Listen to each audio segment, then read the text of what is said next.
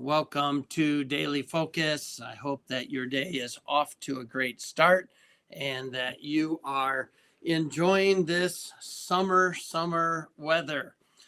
Got warm yesterday. It's going to get warm today and warm tomorrow. It's going to feel amazingly like summer.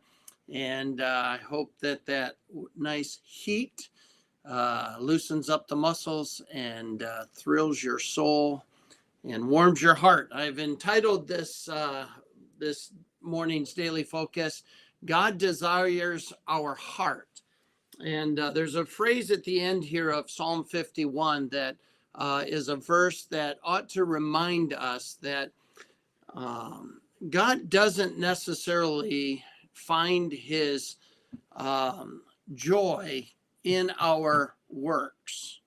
And don't misunderstand that and say God doesn't want us to do things for him. He doesn't want us working and fulfilling our responsibilities as children of God. But he doesn't find the fulfillment in just the works that we do. He finds way more joy in looking at our heart in why we're doing them. And so I think if you can keep that in your mind while we go through this devotional, and just remember that it's not what we're doing that thrills God's heart. It's why are we doing it?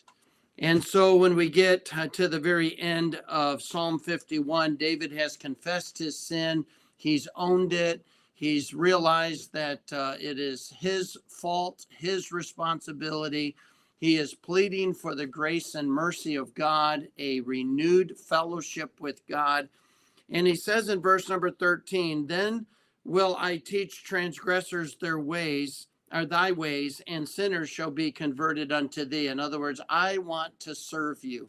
I want to make a difference. I want to point people to my Savior. In verse 14, deliver me from blood guiltiness, O God, thou God of my salvation, and my tongue shall sing aloud of thy righteousness. I want people to see how righteous, how good, how gracious you are. O Lord, open thou my lips, and my mouth shall show forth thy praise. And so David is talking now about, okay, my deeds were evil. The decisions were selfish, and I confess that. I realize it was so wrong, and I just want a right spirit with you. And so David is really helping us wrestle through this. Okay, that was wrong. I want to do what's right. I want to point people to Christ. I want to fulfill your will for my life. I want to speak of my God. And I want to declare your righteousness even in my behavior. But then he says in verse number 16, for thou desirest not sacrifice, else would I give it. Thou delightest not in burnt offering. And then verse 17, the sacrifices of God are a broken spirit, a broken and a contrite heart, O God, thou wilt not despise. In other words, David is saying, I don't want to make the mistake of somehow getting into your good graces because I do all of these things for you. Because that's not the way you are, or I would just do it if that would work. But David is going to go one step deeper, and he's going to say it's not just doing offerings or burnt sacrifices. It's not doing the right thing. It is, we want to do the right things, but it's not just doing the right things. There is the reason for why I'm doing the right things.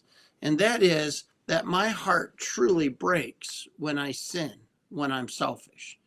My heart is full of gratitude and love, and that's what's producing my righteous acts. It's what's producing my obedience.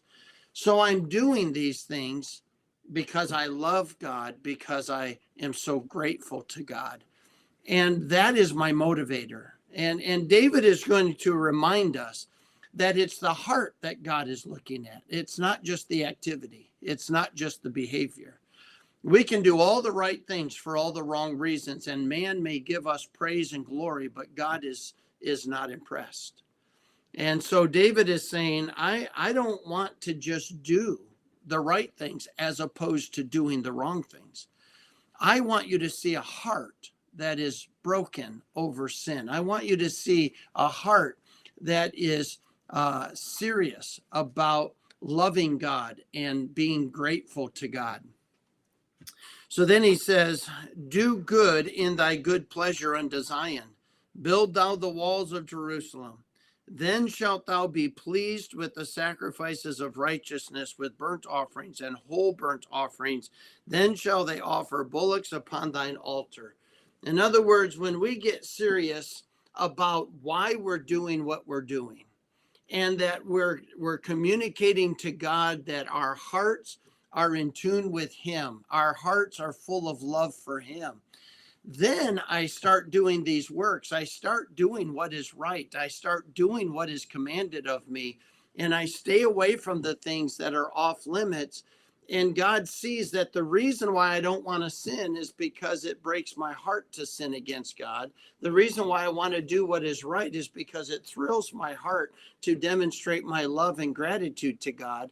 And so the motivation is so different. And David says that God finds pleasure in.